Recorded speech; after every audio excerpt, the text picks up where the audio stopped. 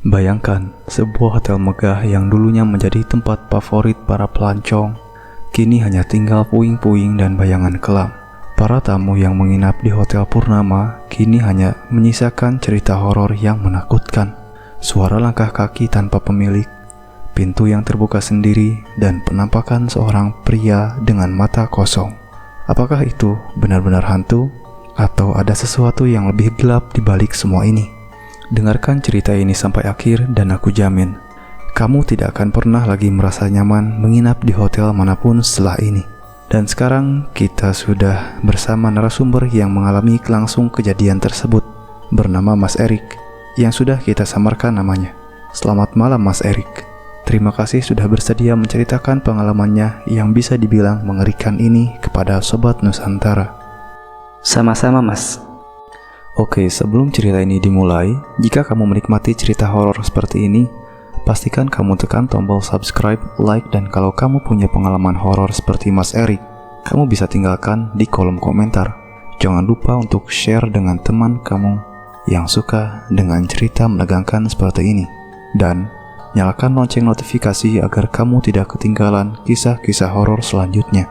Mari bergabung dengan komunitas kami dan terus dengarkan kisah-kisah menakutkan yang tidak akan pernah kamu lupakan. Dan sekarang kita masuk ke ceritanya.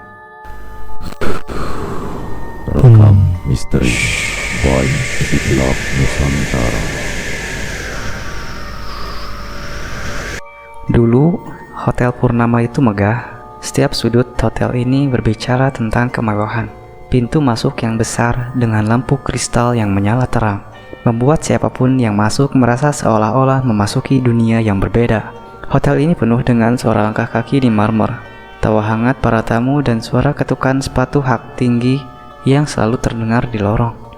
Hotel ini bukan hanya tempat menginap, tapi juga simbol status bagi para pengunjungnya. Saya sendiri bekerja di sana, di bagian administrasi. Satu hal yang paling saya ingat tentang hotel ini adalah keramaian yang selalu ada. Tamu-tamu datang dari berbagai penjuru dunia. Suasana yang selalu hangat diwarnai dengan pelayanan yang sempurna. Saya hampir lupa bagaimana rasanya hidup sebelum semua itu berubah. Lalu Rudi Satria datang, seperti angin besar yang menghantam sebuah kapal yang sedang berlayar tenang. Segalanya mulai berubah setelah dia mengambil alih manajemen hotel ini.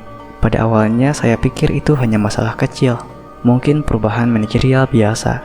Tapi setelah beberapa bulan, saya mulai merasakan ada yang aneh. Tamu-tamu mulai menghilang satu persatu. Beberapa meninggalkan hotel tanpa alasan yang jelas. Yang lebih aneh lagi, mereka semua tampak gelisah, seolah-olah ada sesuatu yang mengejar mereka. Saya mulai mendengar dari beberapa staf hotel yang bekerja lebih lama di sini. Mereka bicara tentang suara-suara aneh yang datang dari lorong-lorong yang tak terjamah. Pintu yang tiba-tiba terbuka sendiri, langkah kaki yang kedengarannya berjalan tanpa ada orang yang terlihat. Ada yang mengaku melihat sosok pria dengan mata kosong yang berdiri di ujung lorong, atau bayangan hitam yang melintas di dinding. Pada awalnya, saya hanya tertawa kecil mendengarnya. Mungkin itu hanya hayalan atau hanya lelah yang membuat orang-orang mulai berhalusinasi. Tapi semakin sering saya mendengar cerita seperti itu, semakin saya mulai merasakan ketegangan yang tak bisa dijelaskan. Ada sesuatu yang aneh dengan hotel ini, dan saya semakin merasa kalau itu bukan hanya kebetulan. Bang Joni adalah teman saya, lebih dari sekedar rekan kerja. Dia juga tetangga saya. Setiap kali ada tamu yang datang, Bang Joni selalu siap dengan senyuman lebar dan keramahan yang tak terbantahkan. Kalau kamu baru pertama kali datang ke hotel itu, kamu pasti akan merasa diterima oleh Bang Joni. Dia tahu cara membuat tamu merasa nyaman seperti rumah sendiri. Tapi belakangan ini saya mulai merasakan perubahan yang jelas dalam dirinya. Bang Joni yang biasanya ceria mulai jarang bicara. Dia jadi lebih pendiam, seringkali terlihat gelisah. Saya sering lihat dia berjalan di lorong. Matanya tampak kosong, seolah-olah dia sedang terjebak dalam pikirannya sendiri. Kadang-kadang, dia keluar dari kamar dengan wajah yang berbeda, seolah-olah dia baru saja menyaksikan sesuatu yang mengerikan. Saya mulai merasa ada yang tak beres dengan dia. Waktu itu, saya sempat mendengar percakapan antara Bang Joni dan Rudi. Mereka berdiri di pojokan, di belakang pintu ruang staf, berbicara dengan suara rendah. Saya hanya bisa menangkap beberapa kata saja, tapi saya tahu itu bukan pembicaraan biasa. Rudy mengatakan sesuatu tentang ritual, tentang kesuksesan, dan korban. Saya tidak mengerti apa maksudnya, tapi saya mulai merasa kalau ada yang lebih gelap sedang terjadi di balik layar. Setelah itu, saya mulai mendengar lebih banyak desas-desus dari rekan-rekan kerja lainnya. Ternyata, Rudy bukan sekedar pengusaha biasa. Ada yang bilang dia terlibat dalam sesuatu yang jauh lebih gelap, sesuatu yang melibatkan pengorbanan manusia, ritual pesugihan. Dan saya mulai menyadari bahwa Bang Joni mungkin sudah terjebak dalam itu semua. Tapi saya tak berani menanyakan langsung pada Bang Joni. Saya takut kalau dia tidak bisa keluar dari situasi ini, atau bahkan lebih buruk, dia sudah menjadi bagian dari rencana Rudy. Pernah suatu hari saya melihat Bang Joni dengan wajah yang sangat cemas, berjalan menuju ruang bawah tanah yang selalu terkunci rapat. Biasanya, dia nggak pernah ke sana. Itu adalah tempat yang sangat jarang dikunjungi karyawan. Dan saya tahu kalau ada sesuatu yang aneh di ruang itu. Sejak hari itu, saya jadi semakin curiga. Ada sesuatu yang tak terlihat dan saya merasa jika saya terus berdiam diri, saya akan ikut terjerumus ke dalamnya. Satu malam saya memutuskan untuk mengikuti Bang Joni. Waktu itu saya tahu dia akan ke ruang bawah tanah, dan saya merasa itu adalah kesempatan saya untuk menemukan lebih banyak tentang apa yang sebenarnya terjadi di hotel ini. Saya menyusup pelan-pelan, berusaha agar tidak terdengar langkah kaki saya. Begitu sampai di depan pintu ruang bawah tanah, saya bisa mendengar suara dua orang berbicara. Satu suara berat dan tegas yang sudah sangat saya kenal. Itu adalah suara Rudy. Satunya lagi adalah suara wanita tua yang agak serak. Suara wanita itu begitu misterius, seperti suara seseorang yang sudah hidup lama. Saya memundurkan langkah saya sedikit, berusaha mendekat dengan hati-hati. Percakapan mereka membekukan darah saya. Mereka berbicara tentang ritual gelap, tentang pengorbanan yang harus dilakukan untuk mendapatkan kekuatan.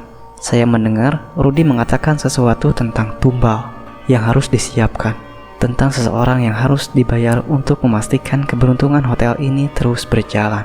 Saya tahu di saat itu mereka sedang berbicara tentang Bang Joni. Darah saya langsung berdesir. Saya tidak bisa bergerak. Saya hanya berdiri di sana, tak bisa berkata apa-apa. Saya merasa tubuh saya semakin berat, dan saya tahu jika saya tidak melakukan sesuatu, saya mungkin akan terjerumus dalam kekuatan jahat yang sedang berkembang di hotel itu. Tanpa pikir panjang, saya berlari keluar dari sana. Tapi satu hal yang saya tahu pasti, hotel ini bukan lagi hanya tempat untuk menginap. Itu sudah menjadi tempat yang dipenuhi dengan sesuatu yang tak kasat mata. Sesuatu yang jauh lebih jahat dari yang bisa saya bayangkan. Beberapa hari setelah saya mendengar percakapan itu, Bang Joni hilang. Selama 2 hari berturut-turut, dia tidak masuk kerja. Saya coba menghubunginya, tapi tidak ada jawaban. Ada ketegangan yang semakin terasa di dalam hotel. Semua orang bertanya-tanya, di mana Bang Joni, dan tak ada yang bisa menjawab. Lalu beberapa hari kemudian, tubuh Bang Joni ditemukan di halaman belakang hotel. Polisi mengatakan itu adalah kecelakaan. Tapi saya tahu itu bukan kecelakaan. Saya masih ingat malam itu. Saya sedang tidur dan tiba-tiba mendengar langkah kaki yang berat di luar rumah saya. Saya membuka pintu dan melihat Bang Joni. Wajahnya kosong, tak ada ekspresi. Dia terjatuh begitu saja di tanah. Tubuhnya terkulai lemas. Saya merasa waktu berhenti sejenak. Saya mencoba mengecek napasnya, tapi sudah terlambat. Tubuhnya dingin. Saya tahu ini bukan kecelakaan. Ini adalah bagian dari ritual yang sudah dipersiapkan, dan Bang Joni adalah tumbalnya. Setelah Bang Joni ditemukan tewas, suasana di hotel itu semakin tegang. Ada sesuatu yang jelas-jelas berubah.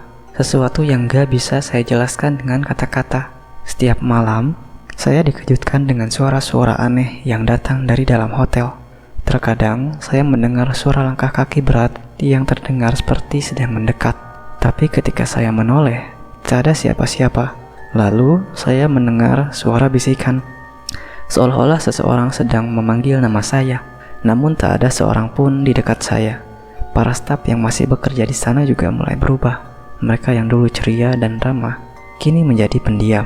Ketakutan, mereka lebih sering menghindar, seolah-olah mereka tahu sesuatu yang nggak saya tahu. Beberapa di antara mereka bahkan sudah tidak datang bekerja lagi. Mereka bilang, hotel ini bukan tempat yang aman lagi, Eric. Ada sesuatu yang mengintai. Saya nggak tahu apa yang mereka maksud, tapi saya mulai merasa bahwa sesuatu yang lebih besar sedang mengancam kami semua. Saya sempat mendatangi beberapa tamu yang pernah menginap, dan mereka menceritakan pengalaman mereka. Salah satunya, ada seorang tamu yang tidur di kamar 308. Dia bilang bahwa pada tengah malam dia terbangun mendengar suara ketukan di pintunya, padahal tidak ada siapa-siapa di luar. Lalu ada yang lain, seorang tamu yang menginap di lantai 2. Dia bilang dia melihat sosok Bang Joni berdiri di ujung lorong dengan wajah yang kosong, matanya terbelalak. Dia tidak bisa tidur sepanjang malam dan akhirnya check out keesokan harinya. Saya mulai sadar bahwa ini bukan hanya masalah suara-suara aneh. Ini adalah ancaman yang nyata dan datang dari dalam hotel ini. Dengan bantuan teman-teman dekat saya yang masih bekerja di hotel, kami mulai menyelidiki lebih dalam. Kami merencanakan untuk mencari tahu apa yang sebenarnya terjadi di balik layar. Kami tahu, semakin lama kami diam, semakin banyak korban yang akan jatuh. Kami mencoba masuk ke ruang bawah tanah yang selama ini terkunci rapat, tempat yang selalu dihindari oleh semua orang. Ruang bawah tanah itu gelap, hanya diterangi oleh lampu redup yang menyala di beberapa sudut ruangan. Begitu kami melangkah masuk, saya merasa udara di dalamnya sangat berat, seolah-olah ada sesuatu yang menekan tubuh kami. Ada bau busuk yang tidak bisa dijelaskan, seakan ada sesuatu yang sudah lama terpendam di dalam sana. Kami menemukan sebuah pintu kayu besar yang terkunci. Pintu itu terlihat usang, namun ada sesuatu yang aneh, seperti ada kekuatan di baliknya yang membuat saya merasa takut untuk membukanya. Setelah beberapa saat, akhirnya kami berhasil membuka pintu itu, dan di dalamnya kami menemukan sesuatu yang sangat mengerikan. Di tengah ruangan itu ada altar besar yang dipenuhi dengan lilin-lilin yang menyala. Dindingnya dihiasi dengan simbol-simbol gelap yang terlihat seperti tulisan kuno. Di atas altar ada sebuah buku besar yang tampaknya sudah sangat tua. Saya membuka buku itu, dan hati saya langsung berdegup kencang. Itu adalah buku panduan untuk melakukan ritual pesugihan, ritual yang melibatkan pengorbanan manusia.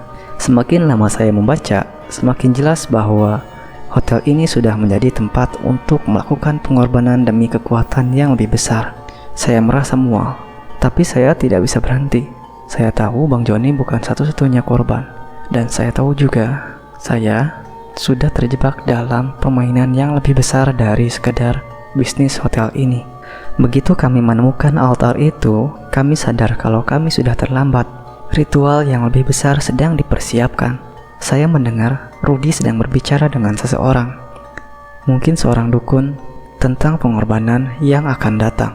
Mereka merencanakan ritual terakhir yang katanya akan mengikatkan kekuatan yang lebih besar daripada hotel ini. Mereka merencanakan ritual terakhir yang katanya akan mengikatkan kekuatan yang lebih besar lagi pada hotel ini. Mereka berniat mengorbankan seseorang yang lebih penting, seseorang yang memiliki nilai lebih tinggi. Saya tidak tahu siapa orang itu, tapi saya yakin saya dan teman-teman saya yang tahu lebih banyak tentang apa yang terjadi di hotel ini adalah target berikutnya. Kami tidak bisa membiarkan ritual ini dilanjutkan. Kami merencanakan untuk menggagalkan semuanya. Meskipun kami tahu resikonya sangat besar, Rudy dan para pengikutnya sudah terjerat dalam kegelapan yang sangat dalam. Tidak ada jalan mundur untuk mereka. Saya ingat betul malam itu. Kami mempersiapkan diri untuk menyusup ke ruang bawah tanah. Kami hanya punya sedikit waktu sebelum mereka melaksanakan ritual itu. Kami merayap melalui lorong-lorong gelap berusaha agar tidak ketahuan. Ketika akhirnya kami sampai, kami melihat Rudy dan dukun itu sedang mempersiapkan segala sesuatunya. Begitu kami sampai di ruang bawah tanah, kami langsung tahu kalau ritual itu sudah dimulai. Altar sudah dipenuhi dengan lilin yang menyala terang, dan di tengahnya ada sebuah buku besar yang sepertinya menjadi panduan utama mereka. Rudy dan dukun itu sedang duduk di depan altar.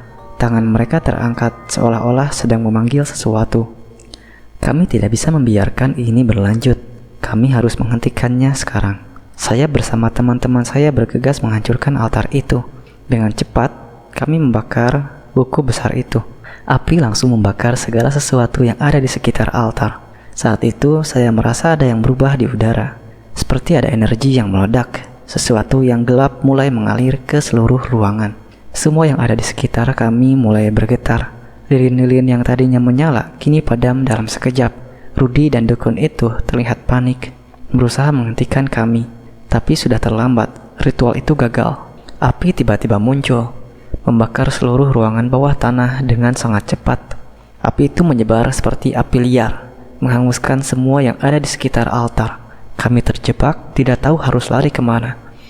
Kami berlari mencari jalan keluar, berusaha menembus asap dan api yang menghalangi jalan.